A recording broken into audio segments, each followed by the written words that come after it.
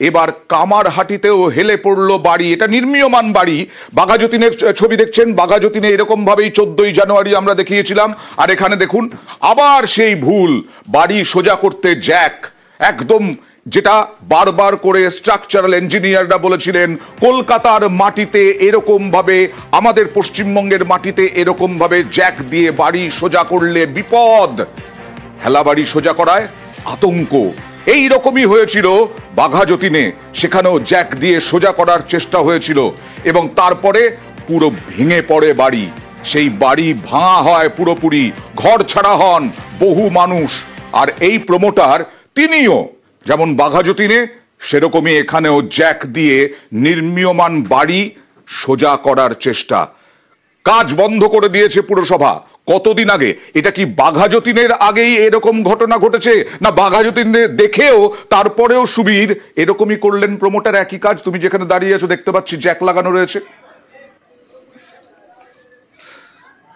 দেখো অয়নদা, কামারহাটি পৌরসভার 7 নম্বর ওয়ার্ড ধোবিয়াবাগান এলাকাতে কিন্তু বাঘাযতীনের যে ঘটনা ঘটেছিল তার আগে থেকে কিন্তু এইভাবে কাজ চলছিল।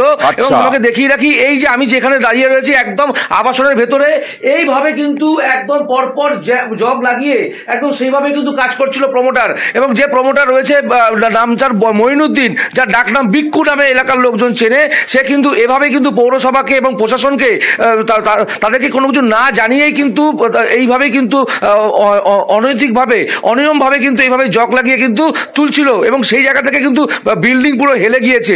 এবং পার্শ্ববর্তী যে সমস্ত মানুষজন থাকেন তারা কিন্তু যদিও নির্মীয়মান বলা হচ্ছে, কিন্তু এই বাড়িতে কি বসবাস শুরু করেছিলেন কেউ? না, এই বাড়িতে কেউ বসবাস শুরু করেনি। সব থেকে মারাত্মক অভিযোগ যেটা করছেন এলাকার বাসিন্দারা সেটা হচ্ছে যে এই জায়গাটা জলা জায়গা ছিল এবং এই জায়গাটা জলা জায়গা, সেই জলা জায়গা ভরাট করে কিন্তু এই বাড়ি প্রথমে তৈরি হয়েছিল। তারপরে যখন এই বাড়ির পরিস্থিতি সেই জায়গায় হয়, সেই জায়গা থেকে কিন্তু যে প্রমোটার রয়েছে বিক্কু নাম যার, সে কিন্তু এই কোম্পানি অর্থাৎ চাইনা কোম্পানির সাথে কথাবার্তা বলে তারা কিন্তু এই জগ লাগিয়ে কিন্তু বলছেন। দেখুন, প্রমোটারের সঙ্গে আমরা কথা বলেছিলাম, আগে প্রমোটারের কথা শোনাই, তারপরে আবার সুবীর তোমার কাছে আসবো। একটু মানে হয়েছিল, ওই বিল্ডিংটা দেখা হয়েছিল, তারপরে ওইটা মানে ওকে লাগিয়ে আমি আর সিধা করছি কি যদি পৌরসভা বলবে পরে ভেঙে দিতে তাহলে আমরা বিল্ডিংটাই ভেঙে দেবো, কোনো আমাদের অসুবিধা নেই। আমরা জানলাম না ওইখানে বাড়ি ছিল, তো আমরা ভাবলাম ভালো জানি ওটা আগেকার পুকুর ছিল ওইখানে। এটা তো বাড়ি ছিল, বাড়ি ভেঙে বাড়ি অনেক আগে ওরা পরে আমরা জানতে পারলাম যে এখানে আগে মানে অনেক আগে পুকুর ছিল। বিল্ডিংটা ভাঙতেও গেলে তো রিস্ক ছিল। ওরা পৌরসভা এখন ডিসিশন নেবে, যা ডিসিশন নেবে ওটা আমরা মানতে রাজি আছি।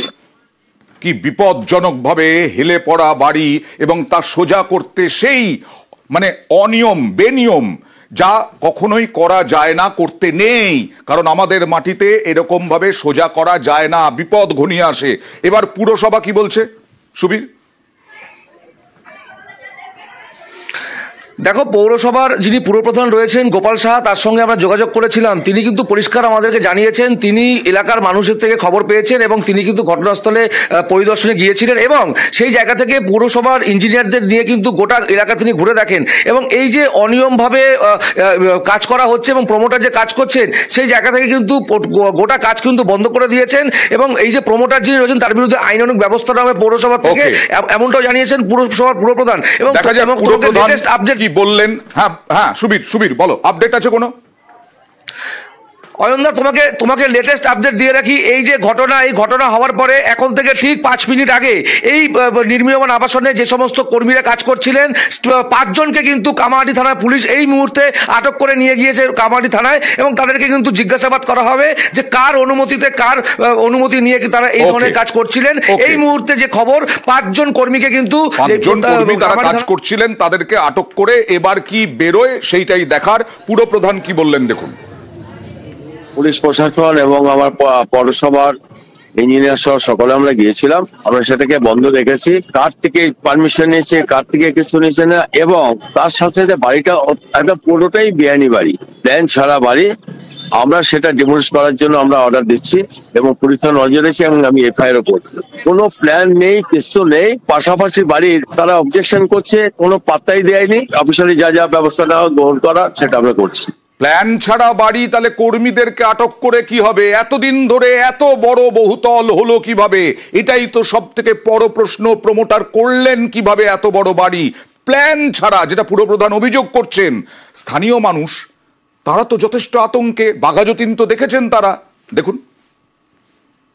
কি ভয় করবো, এই তো সব এইরকমই অবস্থা, দেখছেন তো চারদিকে ওই রকম অবস্থা আছে।